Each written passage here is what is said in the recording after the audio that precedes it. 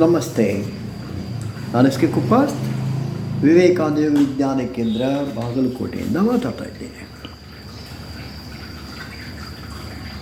ಒಂದು ಬೇಸಿಗೆ ಶಿಬಿರ ನಡೆದಿರುತ್ತೆ, ಮಕ್ಕಳ ಸಲುವಾಗಿ ಒಂದು ಬೇಸಿಗೆ ಶಿಬಿರ ನಡೆದಿರುತ್ತೆ. ಆ ಬೇಸಿಗೆ ಶಿಬಿರದಲ್ಲಿ ಹೆಚ್ಚು ಮಕ್ಕಳು, ಹುಡುಗಿಯರು ಅವರಿಗೆ ಕಸೂತಿ ಹೆಂಗೆ ಹಾಕೋದು ಅನ್ನೋದನ್ನು ಬೇರೆ ಬೇರೆ ಪ್ರಯೋಗಗಳನ್ನು ತೋರಿಸ್ತಾ ಇರ್ತಾರೆ. ನಾವು ಹೇಳ್ತೀವಿ ಕ್ರಾಫ್ಟ್ ಅಂತ ಹೇಳ್ತೀವಲ್ಲ, ಹಾಗೆ ಅದರಲ್ಲಿ ಒಂದು ಭಾಗ ಕಸೂತಿ ಹಾಕೋದನ್ನು ಕಲಿಸ್ತಾರೆ. ಕಸೂತಿ ಹಾಕಿದಾಗ ಕೆಲವು ಹೂಗಳು ಎಷ್ಟು ಚೆಂದ ಕಾಣ್ತಾ ಇರುತ್ತೆ. ಕಸೂತಿ ಹಾಕಿದಾಗ ಎಲ್ಲರೂ ಭಾಳ ಚೆಂದ ಹಾಕಿರ್ತಾರೆ.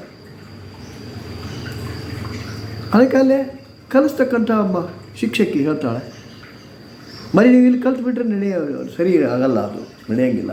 ಮನೆಯೊಳಗೆ ಹೋಗಿದ್ದು ಪ್ರಾಕ್ಟೀಸ್ ಮಾಡಬೇಕು ನೀವು ಪುನಃ. ಆ ಉತ್ಸಾಹದಿಂದ ಒಬ್ಬ ಹುಡುಗಿ ಮನೆಗೆ ಹೋಗ್ತಾಳೆ. ಮನೆಗೆ ಹೋಗಿ ನಮ್ಮ ತಾಯಿ ಕೇಳ್ತಾಳೆ, ಅಮ್ಮ ನಾನು ಕಸೂತಿ ಕಲ್ತಿದ್ದೀನಿ, ಕಸೂತಿಗೆ ನನಗೆ ಹಾಕಬೇಕು, ಕೆಲವು ಬಣ್ಣದ ಒಂದೊಂದು ದಾರ ತರಬೇಕು, ನನಗೆ ರೊಕ್ಕ ಕೊಡು ಅಂತ. ಆವಾಗ ತಾಯಿ ಹೇಳ್ತಾಳೆ, ಯಾಕಮ್ಮ ಅದು ಹೊರಗಡೆ ಏನು ತರೋದು, ಮನೆಯೊಳಗೆ ಸಾಕಷ್ಟು ಮೇಲೆ ಅಟ್ಟದ ಮೇಲೆ ಹೋಗು, ಅಲ್ಲೊಂದು ಟ್ರಂಕ್ ಇದೆ, ಆ ಟ್ರಂಕ್ ತೆಗಿ, ಅದರ ಸಾಕಷ್ಟು ಉಲನ್ ದಾರಗಳು, ಬರೀ ಬಣ್ಣದ ದಾರಗಳು. ನಿಮ್ಮಕ್ಕ ಆಕೆಗೂ ಇದು ಹುಚ್ಚಿತ್ತು, ಕಸೂತಿ ಹಾಕೋ ಹುಚ್ಚು. ಆಕೆಲ್ಲ ಸಂಗ್ರಹ ಮಾಡಿಟ್ಟಾಳೆ. ಅದಕ್ಕೇನು ಮಾಡಲೇ ಇಲ್ಲ, ಹಾಗೆ ಲಗ್ನ ಮಾಡ್ಕೊಂಡು ಹೋಗ್ಬಿಟ್ಲು.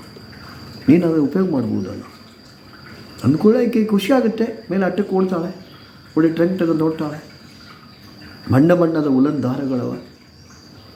ಆಗ ಒಮ್ಮೆಲೆ ಆಕೆ ಉತ್ಸಾಹ ಜರ್ ಅಂತ ಎಳೆದು ಹೋಗ್ಬಿಡುತ್ತೆ. ಯಾಕಂದರೆ ಅಂದೋ ಕೈ ಇಟ್ಟಂತಹ ದಾರದ ಉಂಡೆಗಳು ಹೊಂದ್ಕೊಂಡು ಎಲ್ಲ ಗಂಟು ಹಾಕಿದೆ. ಜೋರಾಗಿ ಬಂದಟ್ಟು, ಅಮ್ಮ ನೋಡಿ ಬಾ, ಇಲ್ಲಿ ಎಲ್ಲ ದಾರದ ಉಂಡೆಗಳು ಗಂಟು ಹಾಕಿದೆ, ಬಿಚ್ಚಕ್ಕೆ ಬರಲ್ಲ. ಅವರ ತಾಯಿ ಬರ್ತಾರೆ, ಮೇಲೆ ಅಟ್ಟಕ್ಕೆ ಬಂದು ಹೇಳ್ತಾರೆ, ಏನು ಗಾಬರಿಯೋದಾಗಬೇಕಾಗಿಲ್ಲ ನೀನು, ಅದರಲ್ಲಿ ಒಂದೊಂದೇ ಗಂಟನ್ನು ತೆಗಿ. ಸೊ ಮೇಲಿನ ಗಂಟು ತೆಗೆದಾಗ ಅದು ಸರಳವಾಗಿ ಬಿಚ್ಚುತ್ತೆ. ಅದ್ರ ಜೊತೆಗೆ ಅದ್ರ ಹಿಂದಿನ ಗಂಟೆಗಳು ಮತ್ತೊಂದು ಒಂದೊಂದು ಬಿಡಿಸ್ಬೋದು.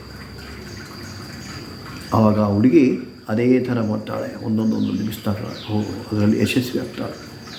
ಅದಕ್ಕೆ ಅವರಮ್ಮ ಹೇಳ್ತಾರೆ, ಸೊ ಇದರ ಸಂದೇಶ ಏನು, ಜೀವನದಲ್ಲಿ ಸಾಕಷ್ಟು ಸಮಸ್ಯೆಗಳ ಗಂಟುಗಳವ. ಒಮ್ಮೆಲೆ ಅದನ್ನು ಬಿಡಿಸ್ಲಿಕ್ಕೆ ಹೋಗ್ತೀನಿ ಅಂದರೆ ಆಗಲ್ಲ. ಸಮಸ್ಯೆಗಳ ಗಂಟುಗಳು ಬಿಡಿಸ್ಲಿಕ್ಕೆ ಆಗಲ್ಲ.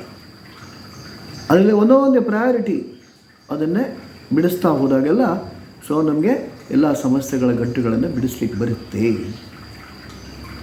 ಇದು ಕಥೆ ಡಾಕ್ಟರ್ ಕರ್ಜಗಿ ಅವರದ್ದು, ಕರುಣಾಳ ಬಾಬೆಳಕೆ ಅದರಿಂದ ಆದಿಕೊಂಡಂಥ ಒಂದು ಕಥೆ ಇದು. ಧನ್ಯವಾದಗಳು.